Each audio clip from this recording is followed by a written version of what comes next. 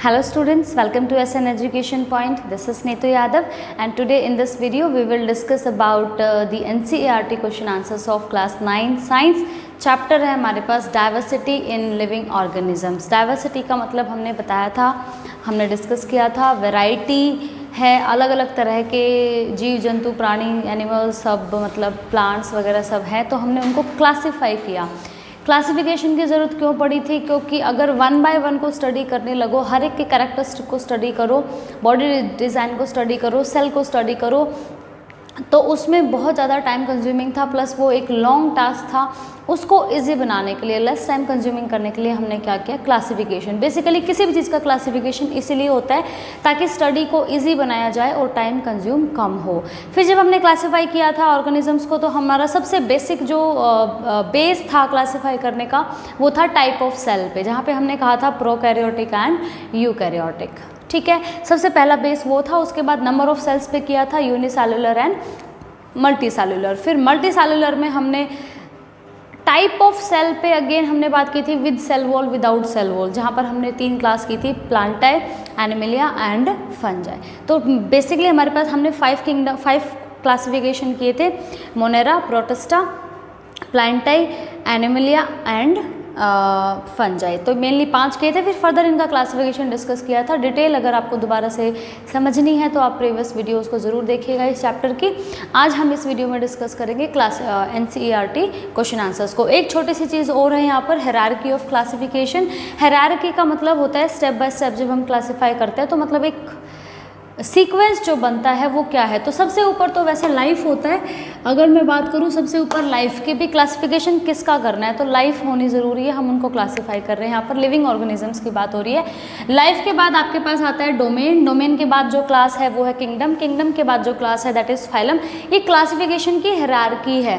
Phylum, phylum के बाद class, class के बाद ऑर्डर, ऑर्डर के बाद फैमिली, फैमिली के बाद जीनस, और सबसे स्मॉलेस्ट या सबसे सिंपलेस्ट मैं बात करूं वो कौन सी क्लास है आपकी, कौन सा स्टेप है? स्पीसीज। स्मॉलेस्ट एंड सिंपलेस्ट कह सकते हैं, ठीक है। तो वो कौन है? स्पीसीज। और सबसे बड़ा जो है लाइफ है, ठीक है। अगर आप डोमेन से स्टार्ट कर रहे हो तो भी बात कर सकते हो। This is the hierarchy of classification.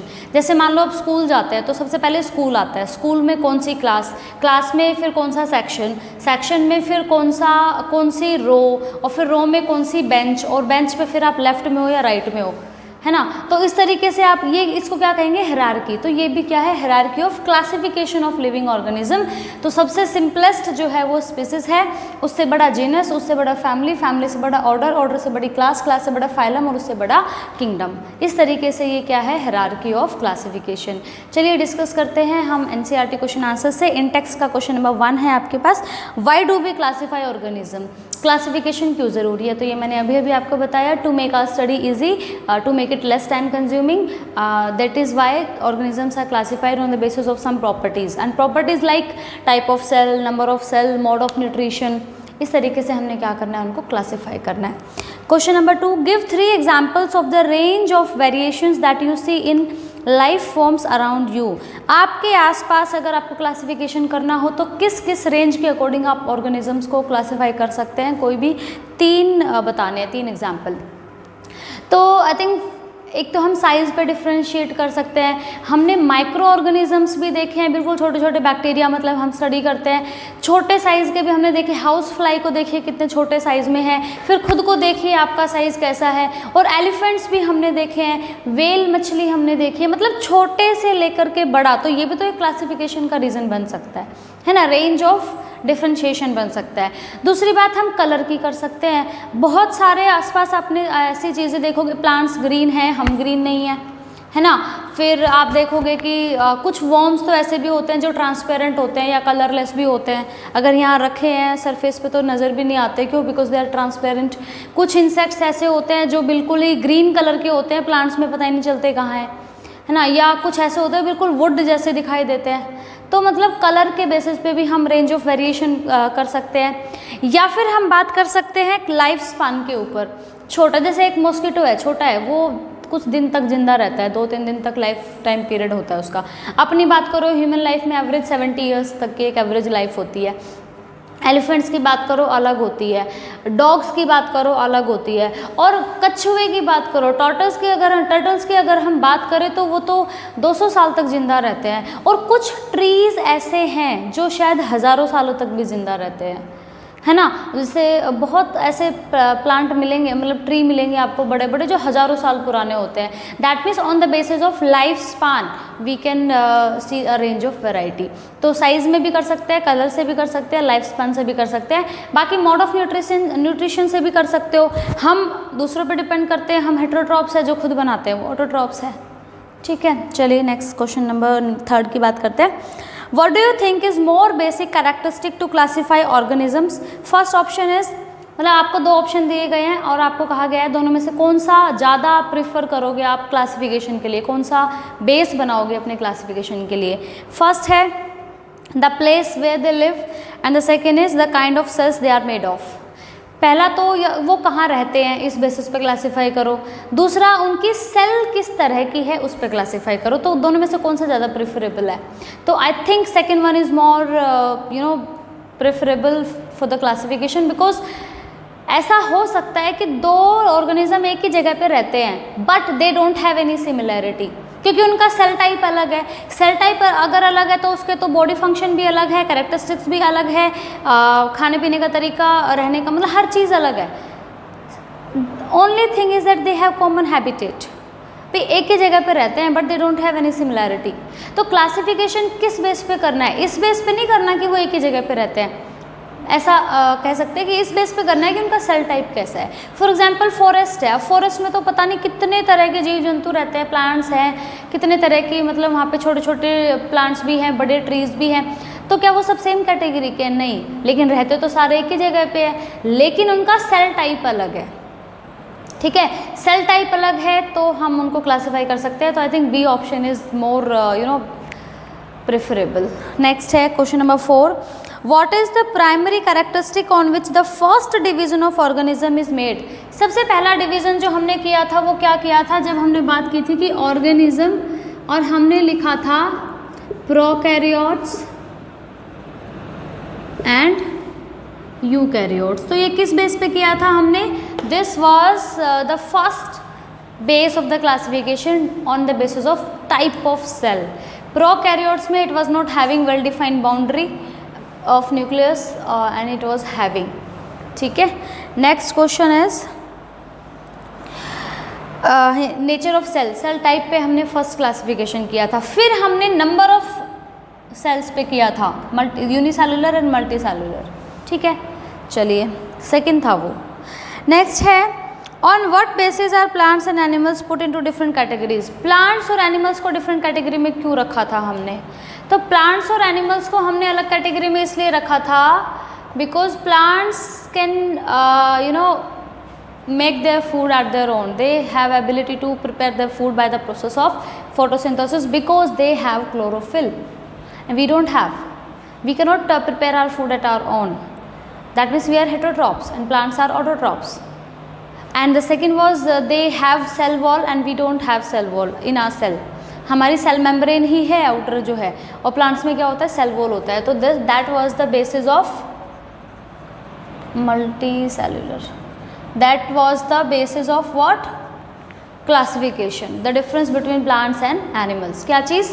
Mode of nutrition पे, यानी कि सिंपली हम कर सकते हैं इसको बेसिक डिफरेंस, या सेल वॉल पे कर सकते हैं। Question number 6 is which organisms are called primitive.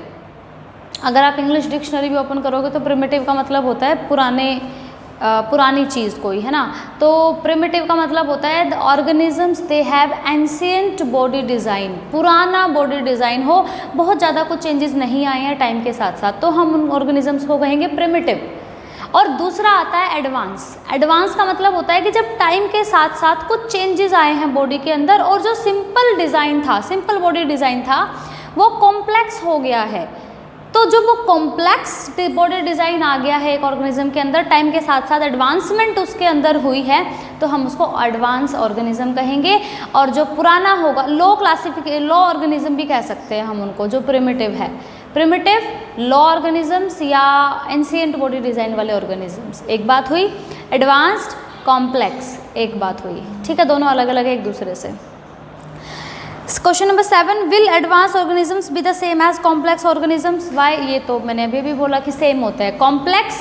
Complexity कब आई है? जब टाइम के साथ साथ बॉडी डिज़ाइन में चेंजेस आए हैं। अब बॉडी डिज़ाइन में चेंजेस आए हैं तभी तो हम उसको एडवांस कह रहे हैं। तो एडवांस होना और कॉम्प्लेक्सिटी आना मतलब सेम बात होती है, ठीक है। और जो पुराने हैं, एंशिएंट बॉडी डिज़ाइन है, सिंपल डिज़ाइन है, उनको हम प्रिमिटिव कहेंगे या लॉ ऑर्गेनिजम्स कहेंगे। तो I think concept is clear. Next is question number 8, what is the criteria for classification of organisms as belonging to kingdom Monera or Protista? Monera और Protista। Monera किसको कहा था हमने? प्रोकैरियोट्स को। तो मोनेरा में तो हमने क्या चीज़ करनी है कि भाई टाइप ऑफ सेल पे डिपेंड कर रहा था। और प्रोटिस्टा किसका था? यूनिसेलुलर। ये थे बैक्टीरिया और ये सिंपली थे क्या? प्रोटोजोआज, ठीक है। तो ये दोनों में डिफरेंस रहा। मोनेरा कौन सा किंगडम था? प्रोकैरियोट्स। और प्रोटिस्टा कौन सा था? Eukaryotes but single celled. May be autotroph, may be heterotroph, may be autotroph, may be heterotroph. Okay, cell wall may not be present and they can use appendages for the locomotion, that means they can use any part of their body for the movement। okay, तो दोनों में difference आप बता देंगे। Next question is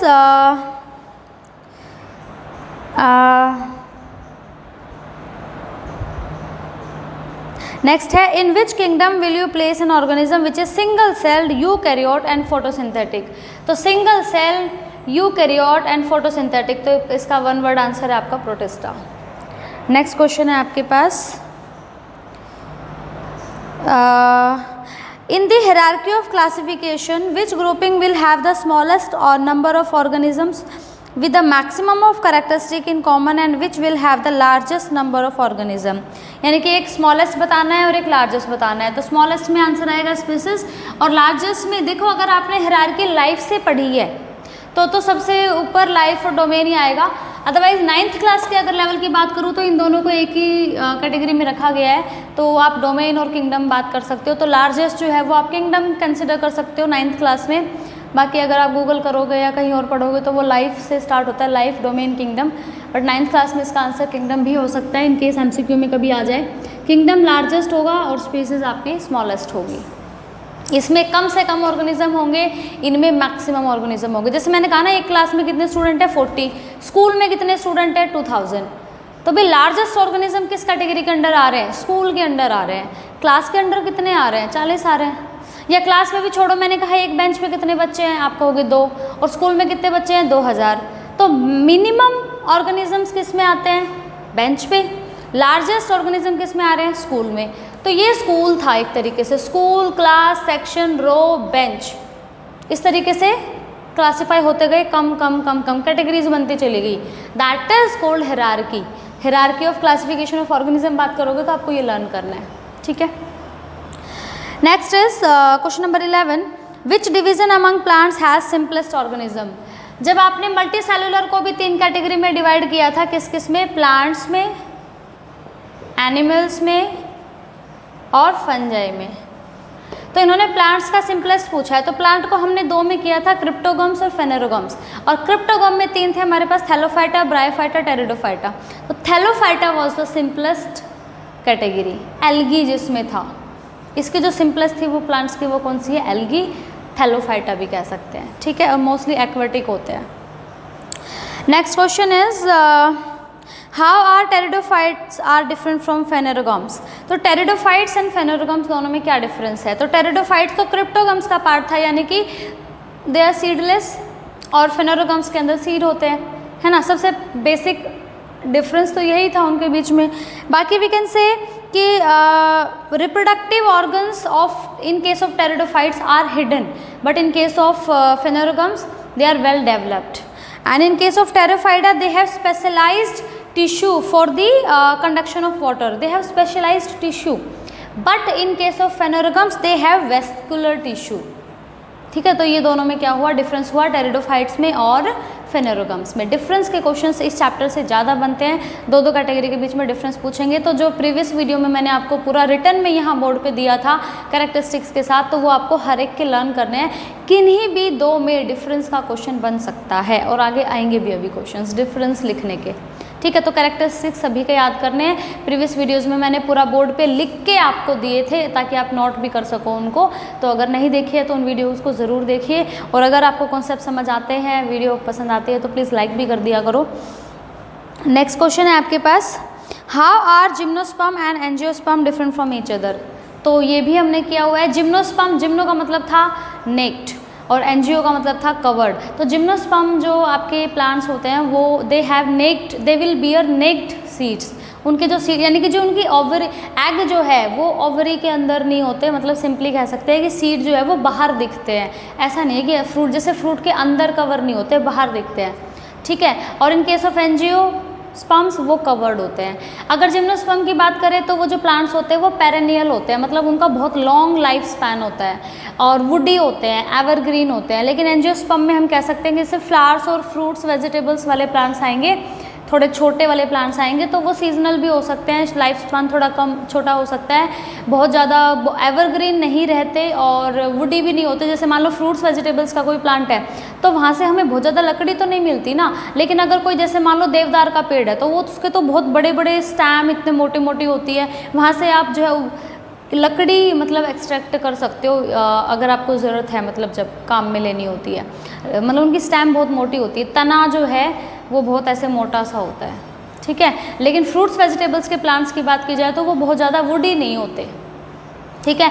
और भी difference यहाँ पर लिख सकते हो। फॉर एग्जांपल है कि जो आपका जिम्नोस्पर्म है उनके अंदर जाइलम के अंदर वेसल्स नहीं होते और इसके जाइलम में वेसल्स होते हैं एंजियोस्पर्म के। और जिम्नोस्पर्म का जो फाइलम होता है उसमें फाइलम कंपेनियन सेल नहीं होती, फाइलम के अंदर जाइलम में वेसल्स नहीं होते और फाइलम में कंपेनियन सेल्स नहीं होती, लेकिन उधर जाइलम में वेसल्स भी होते हैं और फाइलम में कंपेनियन सेल भी होती है इन केस ऑफ एंजियोस्पर्म्स, ठीक है। तो दोनों में डिफरेंस आप इजीली लिख पाओगे, डिफरेंस का ही क्वेश्चन इंपॉर्टेंटली बनता है।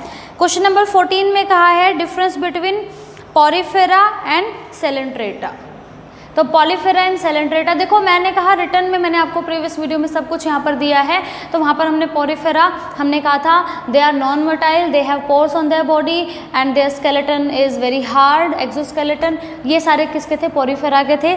अगर सेलेंट्रेटा की बात करें तो they have only single pore on their body, skeleton is absent and they are motile and they are made up of 2 layers of cell, and in case of porifera they are made up of only one type of cell, one layer of cell। तो ये difference जो है वो लिखना 2 number का question ज़रूर बनता है। डिफरेंस पे किन्हीं भी 2 कैटेगरी के बीच में डिफरेंस पूछ लिया जाएगा और उसके लिए आपको हर कैटेगरी के कैरेक्टरिस्टिक्स याद करने बहुत ज़रूरी है। क्वेश्चन नंबर 15 में डिफरेंस पूछा है एनालिडा, एनालिड्स एंड आर्थ्रोपोड्स। तो एनालिड अगर आपको याद हो तो they have open circulatory system and they are chitinous, उनका जो वो था क्या चीज़,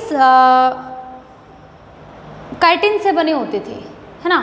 लेकिन in case of Arthropoda they have exoskeleton and they have open circulatory system, they are segmented, they have जो, जैसे हाउस फ्लाई एग्जाम्पल था, आर्थ्रोपोडा का एग्जाम्पल कौन था, हाउस फ्लाइज, जॉइंटेड लेग्स होते हैं। तो उनके दोनों के कैरेक्टरिस्टिक्स में आपने क्या करना है, डिफरेंस याद करना है। एनालिड्स के बीच में पूछा है और दूसरा एनालिड्स में आते थे अर्थवॉर्म, सिंपली अर्थवॉर्म और लीच, और आर्थ्रोपोड का एग्जांपल है हाउस फ्लाई। तो दोनों के बीच में डिफरेंस इमेजिन करो क्या है, एक तरफ अर्थवॉर्म है एक तरफ हाउस फ्लाई है, सी द डिफरेंस, सोचो और इमेजिन करके ही आप उन चीज़ों को याद कर सकते हो विद एग्जाम्पल्स, ठीक है।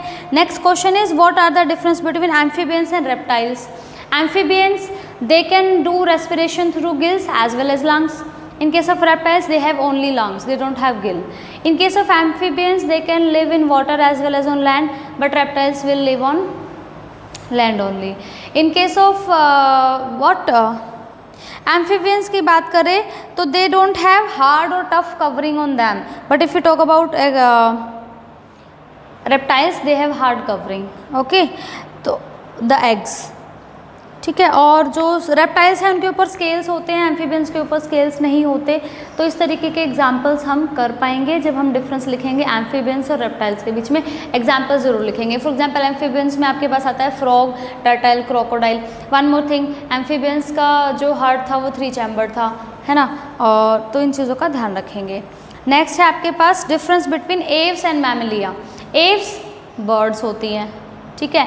मैमेलिया में खुद को इमेजिन कर लेना, एनिमल्स आते हैं, ठीक है। तो बर्ड्स में अब हमें पता है they lay egg, but human beings या एनिमल की बात करें तो वो अंडे नहीं देते, they give birth to young one, similar to them. अगर हम बर्ड्स की बात करें, they are warm blooded, animals are also warm blooded. अगर हम बर्ड्स की बात करें, they have wings but we don't have wings, okay. Heart beat rate उनका फास्ट होता है, हमारा नॉर्मल होता है। तो इन चीज़ों का ध्यान रखेंगे।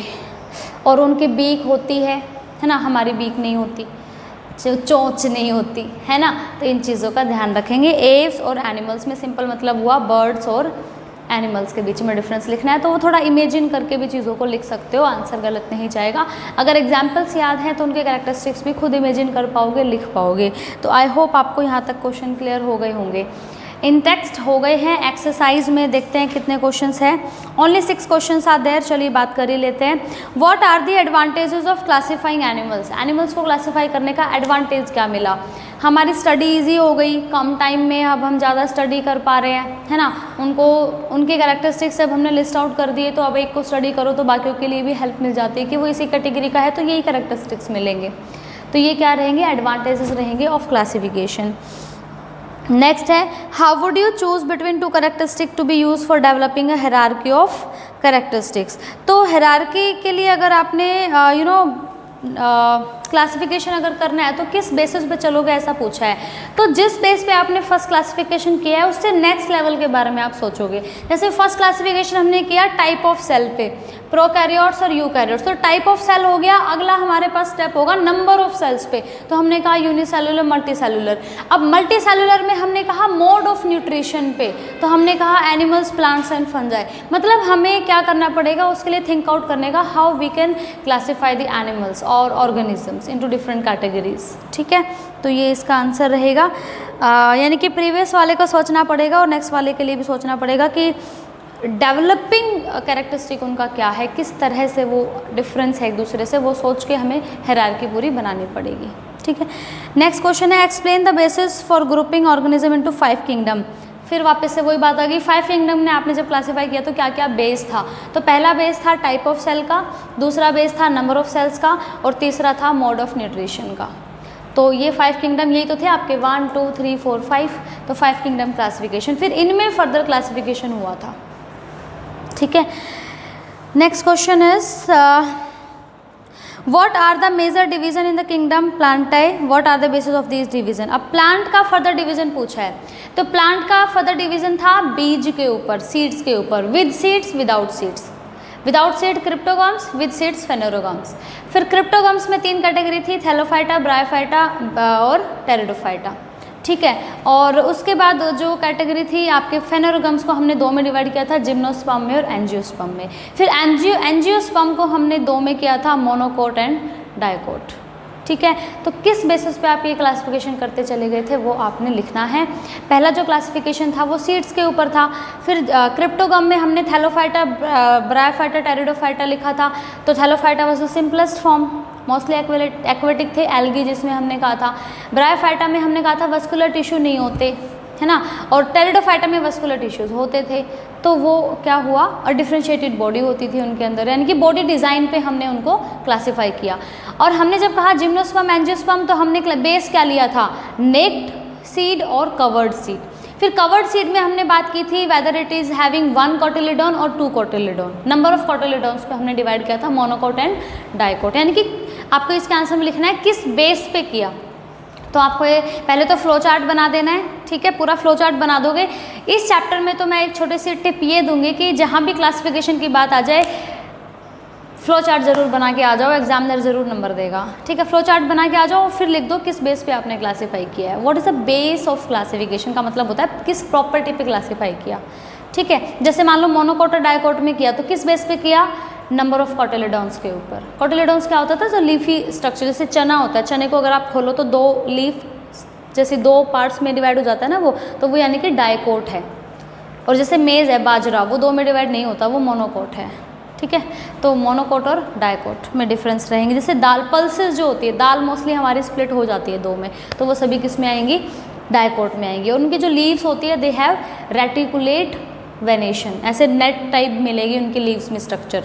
लेकिन आप देखोगे अगर मोनोकोट को तो उसके जो लीव वेनेशन है वो पैरेलल होंगी, ऐसे पैरेलल लाइंस दिखेंगी लीव्स के अंदर, और उनकी जो रूट्स होंगी वो फाइब्रस होंगी मोनोकोट की, और डायकोट की टैप रूट होंगी।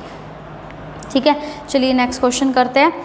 How are the criteria of deciding division in plants different from the criteria for deciding the subgroups into animals.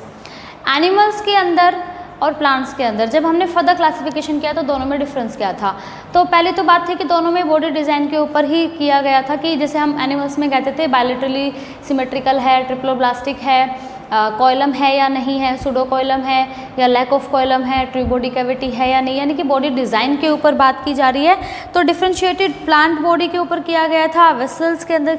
और जब हमने प्लांट्स में किया था तो हमने सबसे पहले देखा था सीड, क्रिप्टोगम्स और फेनोरोगम्स, यानी कि हमने बॉडी डिज़ाइन नहीं देखा, पहले हमने देखा था सीड्स के ऊपर क्लासीफाई किया था कि वेदर दे हैव सीड और नॉट, और फिर हमने कहा था कि सीड्स कवर्ड है या नेक्ड है, और फिर उनको क्लासीफाई किया फर्दर। और जो क्रिप्टोगम्स थे उनके लिए हमने बॉडी डिज़ाइन देखा था। तो इसमें आपने सभी बेस को लिस्ट आउट करना है। जैसे लिस्ट आउट करने के लिए आप यहाँ पर लिख सकते हो differentiation of plant body, distinct vasculars, इनकी कंडक्शन टिश्यू है या नहीं है, सीड प्रोड्यूसिंग एबिलिटी या seeds enclosed within the fruits, जैसे मैंने कहा सीड्स कवर है या नहीं है, उस पर क्लासीफाई किया था। लेकिन अगर एनिमल्स की बात की जाए तो उन्होंने सिर्फ किस चीज़ को देखा था, बॉडी डिज़ाइन को देखा था। ठीक है, तो ये आंसर रहेगा। Last question, explain how animal in vertebrata are classified into further subgroups. Vertebrates की हमने 5 क्लास पढ़ी थी। पिसेस थे amphibia, reptiles, aves and mammalia. Pisces में मैंने कहा था फिशेज आती है मेनली सारी, स्ट्रीमलाइन बॉडी है, गिल से रेस्पिरेशन करते हैं, 2 चैम्बर्ड हार्ट होता है, कोल्ड ब्लडेड होते हैं। ठीक है, फिर हमने बात की थी किसकी, एम्फीबियंस की, तो हमें पता ही है एम्फीबियंस कौन हो गए। उसके बाद रेप्टाइल्स भी हमें पता है, एव्स जिसमें सारी बर्ड्स आ जाएंगी, और मैमिलिया जिसमें एनिमल्स आ जाएंगे। तो ये वर्टिब्रेट्स की 5 क्लास है। ये बहुत इंपॉर्टेंट क्वेश्चन है, बहुत कॉमनली टीचर एग्जाम में डालते हैं। वर्टिब्रेट्स का फर्दर क्लासिफिकेशन किस बेस पे किया, एक तो रेस्पिरेशन सिस्टम का बेस डिफरेंस था, फिर हार्ट कितने चैम्बर्ड का है ये डिफरेंस था, फिर एक था कि वो ओविपोरस है या नहीं। ओविपोरस मतलब क्या होता था, जो एग देते हैं। तो मैमिलिया जो होते हैं, एनिमल्स होते हैं, वो एग नहीं देते। बाकी सभी के केस में ऑलमोस्ट हमने ओविपोरस देखा था कि वो अंडे देते हैं। ठीक है, तो ये हमारे क्वेश्चन आंसर्स हो गए सारे। In text and chapter and exercise पूरी हो गई है।